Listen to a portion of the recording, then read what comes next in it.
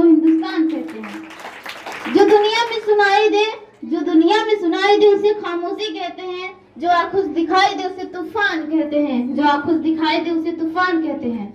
जो ये दीवार का सुराग है साहब, जो ये दीवार का सुराग है, चाइना, अमेरिका, पाकिस्तान साजिशों का हिस्सा है, मगर इसे हम अपने घर का रोशनदान कहते हैं।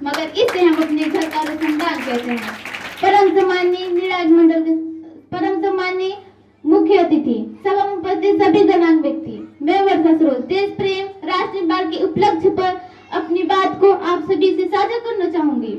आजादी का असली मतलब वही समझेगा साहब जो कभी किसी का गुलामी किया हो। हम बहुत सौभाग्यशाली हैं कि हम स्वतंत्र भारत में जन्म लिए। यूं तो आजादी की लौ 1857 में ही जल चुकी थी, जो वर्षाल बनकर 1947 को हमारे भारत को आजाद कराई। प्राचीन, मध्यकालीन, वर्तमान के उदाहरणों से स्पष्ट करना चाहूंगी कि जब हम फिरंगियों के फेरे में फंसे थे तो रंग दे बसंती चोरा के एक आवाज से टोले के टोले उमड़ आते थे और खून वंदे मातरम के नारे से खून में आने वाली 5-5 डिग्री की तूफान अंग्रेजी शासकों के जड़ों में तूफान ला देता था। लोग मर जाते थे, मिट जाते थे, फांसी चढ़ जाते थे, तो वो भी अपना देशभक्ति साबित कर रहे होते थे, क्योंकि वो उस दौर की कसौटी थी।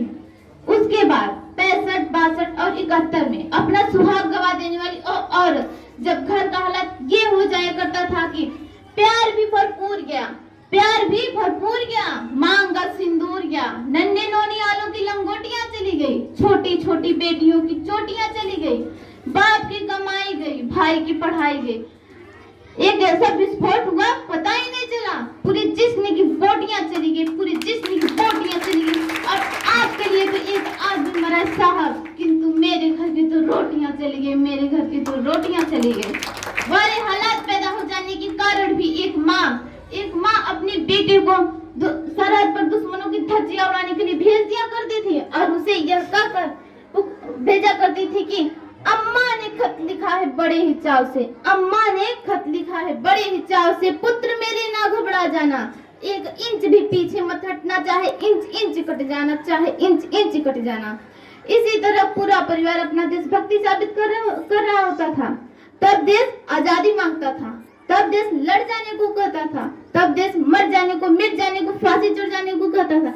किंतु आज देश लड़ जाने को नहीं कहता, आज देश मर जाने को, मिट जाने को, फांसी चढ़ जाने को नहीं कहता, बल्कि मेरे विचार में जो व्यक्ति अपना काम पूरी लगन, पूरी ईमानदारी, पूरी मेहनत से करे ना, वही सबसे सच्चा देशभक्त है।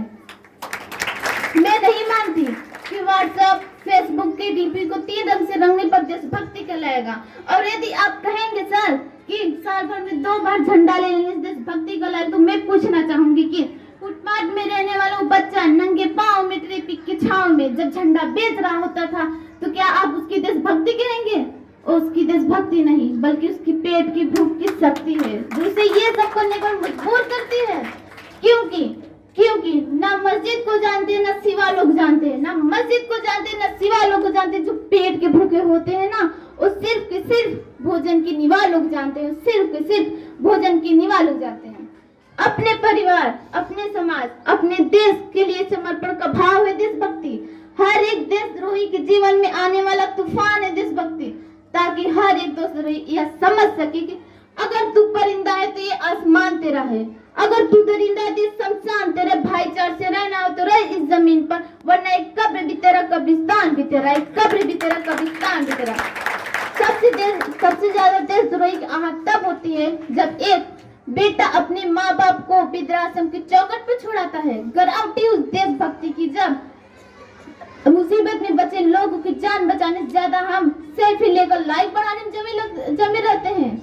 आज की इसी दौर में वो युवा जिनके ऊपर देश समाज की जिम्मेदारियां हैं, वही युवा अब 4x4 इंच की छोटी सी स्क्रीन पर अपनी कोमल उंगलियों की घर्षण द्वारा अपने भावनाओं की मोजी भेज रहा है।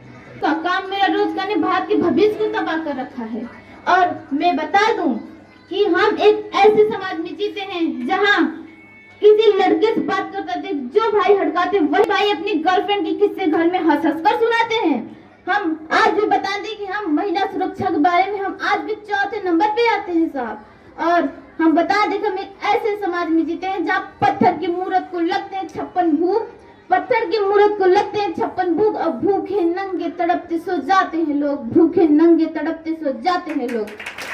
मजदूर को मजदूर समझिए, मजबूर नहीं। गरीब को काम दीजिए, दान नहीं। अगर दान देने की इच्छुक भी है ना तो जीते जी रक्त दान दीजिए, मरते मरते अंग दान देकर किसी मरते को जीवन दान दीजिए। यही सबसे सच्ची देशभक्ति, सबसे सच्चा देश प्रेम है। और ना ये सरकार मेरी, ना रब मेरा है, ना ये सरकार मेरी, ना रब मेरा है, ना ये बड़ा सा नाम मेरा है। बस इस बात की गुरूर है मुझे कि ये मैं भारत की हूँ, ये भारत मेरा है, मैं भारत की हूँ, ये भारत मेरा है। और अंत में मैं ये कहना चाहूंगी कि मेरा भारत महान था, महान है, महान रहेगा। मेरा भारत महान था, महान है, महान रहेगा। होगी हौसला सबके दिलों में जब बुलंद, तो एक दिन पाकिस्तान भी जय हिंद कहेगा। पाकिस्तान ही क्या, सारा जहां सारा जहां वंदे मातरम कहेगा। क्योंकि सारे जहां से अच्छा हिंदुस्तान हमारा, सारे जहां से हिंदुस्तान हमारा। हम बुलबुले हैं उसके ओ गुलिस्तान हमारा, हम बुलबुले हैं उसके ओ गुलिस्तान हमारा। जय हिंद, जय भारत।